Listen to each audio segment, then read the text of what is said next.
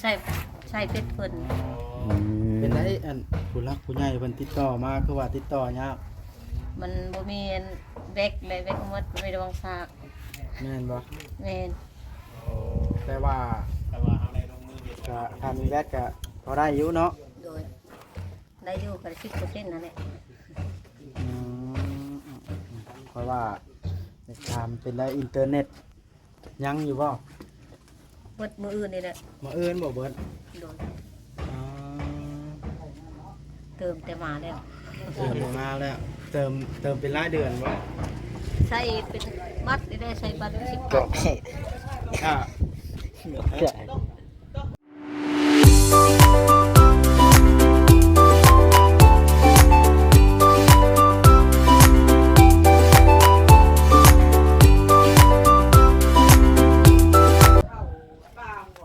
ถาม ขึ้นเนาะ มันเบิดมานี่ล่ะคอยสิเติมก็ให้เพราะว่าคอยสิมาเป็นรายเดือนให้เพราะว่ามีแม่ฮักอันน้องเบยแล้วเพิ่นว่าเติมเน็ตให้เพิ่นแน่เพิ่นส่งเงินมาน่ะ200 บาท โอ้ ให้เติมเน็ตให้น้อง โดย เติมเน็ตมันก็ตกอยู่ 95,000 เดือนหนึงเอาโปรนั้นเนาะถ้าโปรแสนปลายก็มีแต่ว่าเอาโปรนั้น มันก็ได้เดือนคือกันแฮงคือกันนะมาเอื้อนพุ่นแล้วจ้ะสิเติมให้เนาะวันนี้มันยังอยู่คันเติมไปมันก็จะทิ่มซื่อๆนะ อืม มันก็สิใช้บ่หมดเนาะเพราะหน้าเก่า ตัวเก่ามันก็สิทิ่มซื่อ อืม อืมเบอร์โทรได้เจ้าจื้อได้บ่ บ่โทรบ่ชื่อ บ่จื้อ ใส่รหัสแล้วบ่ชื่อ คนรหัสก็บ่เป็นอีก บ่ชื่อก็รหัสก็ไล่โตโพดใส่6-7โตบ่ค่อยสิไปชื่อ เป็นได้ทางผู้รักผู้ใหญ่ต่างประเทศเพิ่นก็โทรมาให้คำปรึกษาหลายอยู่บ่ มันโทรมาอยู่มันโทรมาถามขึ้นเนี่ยมันโทรมาถามว่าหรือเปล่าหรือเปล่าเมื่อเด้อไปถามตอบใหญ่ก่อน บ่ให้พามื้อ โดย นั่นแหละก็ขอเพิ่งลงซะก่อนเนาะ โดยถามเพิ่นผู้ใหญ่ก่อนกับเพิ่นบอกเองดอกเพิ่นว่าจะบอกไปเมื่อดอกเป็นเขาหยามมันเพิ่นบอกให้เมื่อเองเพิ่นบอกในนั้น อืม ตามเพิ่นบอกนั่นแหละ รอตามเพิ่นบอกเนาะ โดย มีแต่ว่าทางความเพิ่นซะก่อนนั่นแหล้วเนาะ โดย ช่วงนี้เนาะ โดย ว่าทางนั้นให้เมื่อโลดนี่ให้ถามตรงๆให้เจ้าสิกล้าเมื่อบ่ นี่กับเพิ่นว่าแต่ว่าร่วมกันกับบ่เฮ็ดหยังกันก็เว้าตั้งใจร่วมกันก็เมื่ออยู่เนาะก็มีผู้ใหญ่นำเมื่อนำ ต้องมีผู้ใหญ่ทั้งน้องเอาเบยบ่เมื่อจังสิ โดย กล้าเมื่อ โดยก็เมื่อแต่สองคนก็เมื่อได้อยู่กับเพิ่นบ่อันนั้นหยังก็เพิ่นตั้งใจถามน่ะเถอะอย่าบอกออกให้หมด ฮะ ก็เพิ่นถามก็สิบอกออกให้หมดตัวเพิ่นทำออกมาเพิ่นว่าเงินเสีย15 ล้านเงิน15 ล้านน่ะบ่ได้เอาแต่ว่าเงินแต่เงินน่ะเงิน3 ล้าน เอาบ่เงินจำล้าน เงิน3 ล้านเงินบ่ได้จับจักกี้ เงิน3ล้านมาได้ใช้ เอาเพิ่นเอาตะบิดน่ะเพิ่นเอาเงิน3 ล้านเราใส่ตะบิดนั่นและเพิ่นเว้าใส่คนนั้นน่ะเว้าว่าเงินน่ะ15 ล้านเพิ่นเว้าใส่นั่น อืม แค่นั้นได้เพิ่นเอา มีแต่ว่าแนวใดก็แล้วแต่มีแต่พังผู้รักผู้ใหญ่เพิ่นแนวใดก็ได้ โดย มีแต่ว่าพออยู่น้ำเพื่อนปาวอนซะก่อนจนว่าผู้ใหญ่เพิ่นแล่นเรื่องแล้ว โดยแต่ว่าเงินค้ำนะบ่ได้จับบ่ได้ใบของเพิ่นแต่เครื่องของก็บ่ได้เก็บเขาพี่แก้วเป็นผู้เก็บเครื่องของ เจ้าพ่อสิฮู้อยู่ว่าจะอันเรื่องที่ว่าเป็นหนี้นี่นะเจ้าพ่อสิฮู้น้ำน้องอาเบยอยู่บ่ น้องเป็นเรื่องตัวนี้บ่ฮู้เรื่องตัวนี้ เราได้ไม่เอากันเด้ เราพาได้เอากันได้เราไปอยู่นํกัน นั่น ได้ ก็แต่สงกรารพุ่นเนาะ โดย เจ้าบ่ฮู้ตัวนี้เนาะ โดยตัวนี้นั่นแล้วก็มาก็ได้ส่งเดือน เจ้าเว้าตัวที่เจ้าฮู้อะนะสิ โดย เพื่อมันถึง หนัก มัน เนาะ ถึงก็แต่ดุนตะกี้ก็คือว่าผู้รักผู้ใหญ่เพิ่นก็ฮู้นำน้องก็เบยบอกแล้วตัวนี้นะเรื่องเงินเรื่องหยังตัวนี้มันเป็นเรื่องเก่าผู้ใหญ่เพิ่นก็ฮู้อยู่แล้วมันบ่แม่นชวนของเบยผู้เดียว มันหลายคน และมันก็บ่ได้เกี่ยวกับอันที่ว่าเกี่ยวข้องกันกับที่ว่าน้องอาเบยออกจากเพื่อนเรื่องนี้น่ะเนาะ บ่ มันคนละประเด็นกันเลย คนละส่วน คนละส่วนกันส่วน แต่ว่า FC ส่วนหลายนี่อยากรู้จักข้อที่ออกจากเฮือนซื่อๆดอก แม่น เหตุผลใดนะ ออกแต่เหือนกับเพิ่นบ่ไล่กับเพิ่นบ่ฮู้ว่าบ่มีสิทธิ์นั่นแหละเขาบ่มีก็บ่อยากออกนอกแต่เหือนน่ะ อันนี้บ่กล้าเนาะ แม่นกับเราออกไปรถมาแต่โตไปแต่โตแล้วบ่กล้าอยู่ อืม แต่เขาแจ้งเขาบอกหมดเลยไปสิกล้าอยู่ อืม บ่ทันแม่บาดเนาะ โดย เฮ็ดไปได้สิได้เบอร์โทรเจ้าบาดนี่ บ่ถูกกับผู้ใด คอยจะเติมเน็ตให้ก็บ่จ้างฮอดเบอร์โทร เจ้าก็บ่ได้เติม ถ้า เดียว เพิ่นลุกแหละ แล้วบ่ได้นอนบ่คืนในจังหวะ แล้วนอนแล้วมันล่มเมื่อคืนนี่ลมแห้งๆแล้วรับมือนั่นแหละ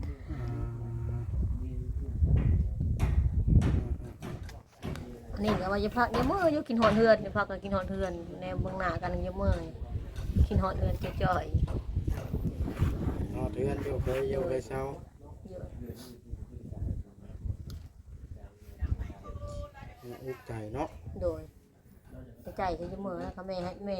อันว่าเพิ่นว่าเพิ่นผู้ต่างประเทศให้เมื่อก็จะเป็นเมื่อแล้วก็เพิ่นบอกผู้ใหญ่บอกอันจะเป็นได้เมื่อแล้ว อืม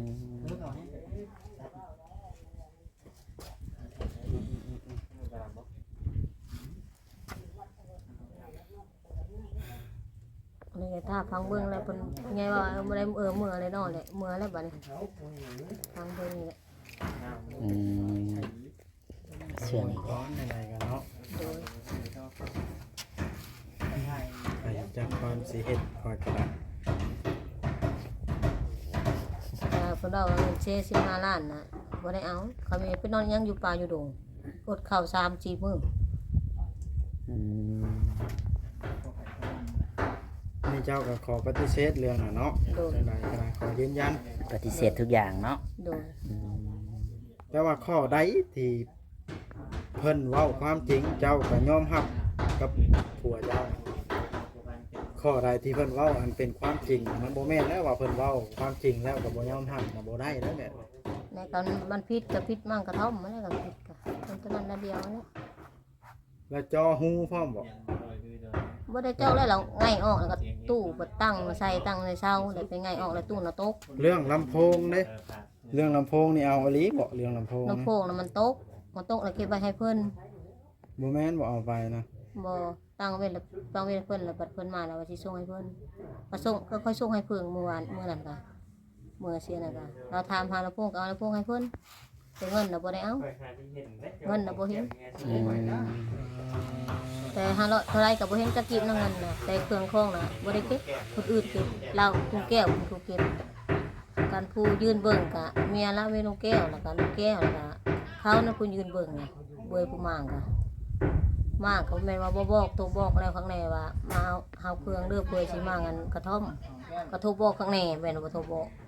ก็เพิ่นเองก็บอกว่าก็บอกน้องแก้วว่าเก็บเครื่องให้ได้เด้อก็เบิ่งมางก็บอกให้ผู้นั้นก็มาเก็บเครื่อง แต่บ่เห็นเงินอยู่หั่นแต่ว่าเครื่องของน่ะบ่ได้จับตัวหนึงก็บ่ได้จับทรงเสื้อนั่นน่ะเครื่องของนั่นน่ะก็เก็บแต่ลำโพงนั่นได้ อืม อันนี้เพิ่นคู่ค่ะบ่ให้อยู่ก็พากันไปก็พากันนั่งให้นั่นแหละเฮ็ดอะไรแต่เพิ่นบ่ให้อยู่ เพิ่นบ่ให้อยู่ เลยแต่เพิ่นเรามีสิทธิ์หยังพากันไปเมาลูกเครื่องโคงนี่ก็พากันไปเอาเครื่องโคงก็ ในเมื่อเรื่องมันเป็นแบบนี้กลับไปเฮ็ดได้เจ้าสิกล้าอยู่ครับ พากันไปอยู่ทุ่งไร่ทุ่งนาพุ่นได้ไปอยู่ตา เมื่อนี่ได้ ว่าเพิ่นว่าตอนยังบ่ทันมาก็อยู่ บอกว่า ทุ่งไร่ คุยกันไป ทุ่ง เข้าใจละ ช่วย ก็ไฟ ขอเพิ่นสมมุติถ้ามัน เราจะไปอยู่ทางไหนทางนั้น เมื่อนี่ในเมื่อเรื่องเป็นแบบนี้เฮ็ดได้จังสิกล้าอยู่หั่นนะ โอ้ แม่นอยู่ผู้ใหญ่เพิ่นบอกให้เมื่อก็ได้ มาแล้ว ถ่ายคลิปจบก่อนกว่า แต่เพิ่นบอกให้เมื่อก็เมื่อผู้ใหญ่บอกให้เมื่อก็ เอ เมื่อ อคันให้กลับแล้วกลับแล้วเนาะ โดย บอกให้มาข่าวหนึ่งข่าวเนาะ โอ้ยบ่เป็นหยังบ่ว่า นี่แหละแม่น้องอำ กับ เภอ เพิ่นบอกให้เมื่อแล้วเมื่อเด้อเลยจะเป็นเมื่อแล้วเพิ่นบอก ก็แม่นอยู่เมื่อกับผู้ใหญ่เพิ่นอยู่ต่างประเทศพุ แม่น เอาข่อยในความคิดของข่อยนี่คิดว่าให้มันชัดเจนกว่านี้ก่อนจะค่อยกลับนะกลับก็อยากให้ทางพ่อลุงนี่ไปส่งไปนำหั่นนะถ้าข่อยว่ามีผู้หลักผู้ใหญ่ไปนำ อย่าว่านั่นอยู่อย่าผู้ใหญ่ไปนำ การที่กลับเข้าไปอยู่นี่เฮาต้องเว้าใกล้เกลี่ยกันตกแต่ก่อนจะกลับเข้าไปได้ แม่น อยู่บ่อยู่เฮาเมื่อกลึบเข้าไปรอดนี่มันสิเป็นการเมื่อแบบว่าท้าทายกัน แม่ กับ น ผู้ที่เฮามีปัญหา คุยกันก่อนแล้วจะ คัน เข้าไป เมื่อ อยู่ นี่ก่อนอื่นเฮาต้องไปเว้ากันก่อนเนาะ โดย แม่น ว่าสิว่านั่นเลย เว้าง่ายๆแท้ขั้นตอนเดียวนี่น่ะผู้หนึงอยู่ต้องผู้หนึงไปผู้หนึงไปต้องผู้หนึงอยู่ร่วมกันบ่ได้แล้วตอนนี้ฮะ อืม บ่อนที่มันแจ้งเนาะบ่อนที่เขาคิดนะ หรือว่าถ้าเจ้าคิดแบบใดในตัวถ้าเจ้าคิด ก็บ่ได้คิดจะได้แล้ว หรือถ้าเจ้ายังสิขึ้นมาอยู่ร่วมกันบ่ แม่ก็คิดเบยเสือบ่เมื่อก็บ่ให้เขาอยู่ก็เขาอยู่ นั่นน่ะอยู่เดินเทียนติดกันสิอยู่ได้บ่เนาะพอลูกแพทย์ กับไผ จักแล้ว กับเขาพี่แก้วเขาแก้วเฮือน กับ นั่น ผู้ เด้ ที่เฮาผิดกันแล้วกับไผ กับพี่แก้วนี่เล่าก็อยู่เพื่อนของเราแม่นบ่ อยู่เฮือนก็ลาวก็เคยชุกกินชุกกินดิบนํกันกับเราเนาะ แล้วเป็นจะได้สบัดนี้คือว่าสิอยู่บ่ได้กับบอกพี่แก้ว บ่กับผู้ที่เคยอยู่อย่าเพิ่น บ่อยู่นำ ไป บ่อยู่นํกันกับ เราอยู่ได้อยู่หรือว่าพี่แก้วเราบ่ได้เฮ็ดหยังเราอะ บ่กับเรานั้นอยู่ได้ แฮะ กับลูกเคยผู้หนึงอยู่นำบ่ได้ผู้อยู่นำลาวหั่นผู้นั้นน่ะอยู่นำบ่ได้ผู้นั้นอยู่นำเด้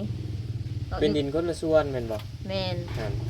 ฉะนั้นจะดินคนละส่วนคนละตอนนี่ก็ มันบ่มีปัญหา มันบ่มีปัญหาเด้ ว่าเพิ่นนั้นผู้ที่เคยมีผิดกันมาก่อนน่ะนะข่อยเว้านำบ่ได้หมายถึงคนนอกคนนอกและอยู่นอก คนอยู่ในดินคนอยู่ในดิน เว้าถึงคนอยู่ในดิน เอาวัดว่า คันเพิ่นยังอยู่เฮากับเมื่อกับมันสิเป็นเมื่ เพิ่ อน อยู่ที่ ท้ายกัน แม่นพังเบิ่งข่อยว่าคิดว่าคือสิบ่อยู่ดอกข่อยเบิ่งนี่เนาะก็บ่บ่ ใค ได้ รเป็นผู้บ่อยู่ น้องบ่าวจอย ยังว่าบ่ได้คือว่าแหละต้องคุยกันก่อน ตามที่เขาพังมานี่เนาะพ่อลูกแพทย์มันบ่แม่นเรื่องธรรมดาแล้วถึงกันเว้ากันสิฆ่าสิแกล้งแล้วหั่นนะมันถือว่าคนให้กันแล้วจังเว้า ใช่ ทำนั้นออกมา จะ ได้ ว่าออกมาได้ หั่นน่ะต้องใกล้เกลี่ยผู้หนึงอยู่ต้องผู้หนึงไปจังอยู่ได้ แม่น จังสิเมื่ออยู่ได้คันอยู่บ่อยู่ลู่เมื่อรถโอ้ โอ้ยก็บ่กล้ามือคือกันเด้อกันเราค่อยๆเว้าค่อยล้มเหมือนกันเจอกล้าอยู่นอกมือ ผู้รักผู้ใหญ่เพิ่นต้องติดต่อสาวบุญเนาะได้ยินอันเพิ่นเว้าอยู่เนาะว่าผู้รักผู้ใหญ่เพิ่นนั่นติดต่อให้สาวบุญเมื่อเป็นสะพานบุญเคยอยู่ เออ เพิ่นเคยให้ เรื่องนะอย่างรถรางพานะเพิ่นก็เตรียมพร้อมน้องว่าจ้อย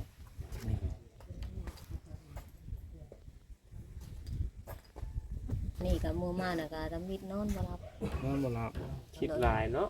นักอยู่ได้ แบบคิดหลายแล้วคิดแบบ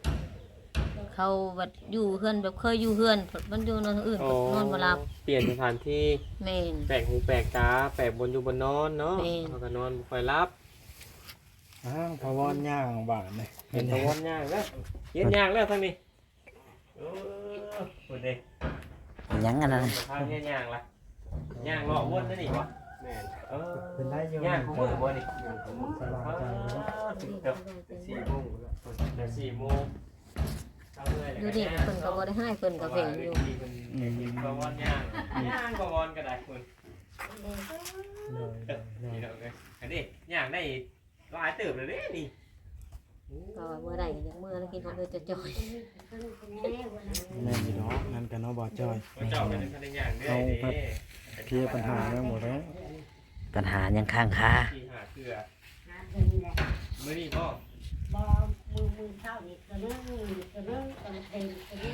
คิดว่านั่นได้ละอันนี้ก็ไม่ได้ว่าให้สู้ๆพระเจ้าก็ได้ขอเข้ามาเอานี่ขอเข้ามาอันเฮ็ดเรือน ได้พี่น้องเนาะ แต่ว่าผู้ ผู้ใหญ่เพิ่นฝากให้คอยล่ะเติมเน็ตให้เจ้าเพิ่นอยากคุยกับเจ้าว่าซั่นแล้วล่ะเน็ตเจ้าผมยังอยู่แต่ว่าขาดตัวแบตเนาะ โดย เฮา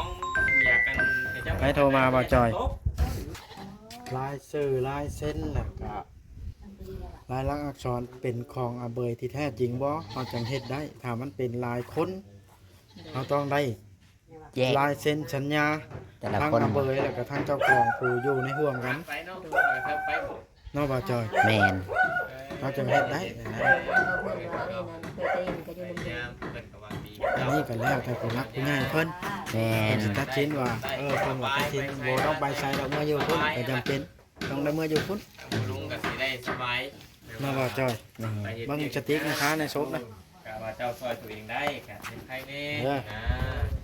เชื่อแต่คนผูกคนเขาแล้วไหวแล้วเจ้าก็ไปหาเองตัวนี้นะยังไงอาศัยไอ้น้อยเนาะเดี๋ยว บ่จอยได้จังได้อันอันนี้มาทาศพ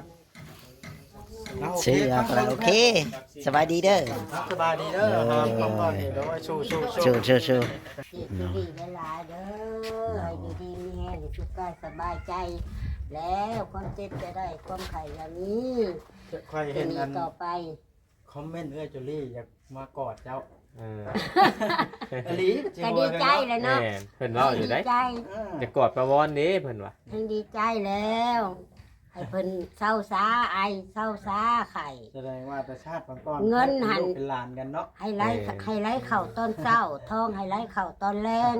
ให้เต็มไถ่เต็มถุงกินบ่ให้บุกจกบ่ให้ลงใจายเท่าไรก็บ่ให้มันหมด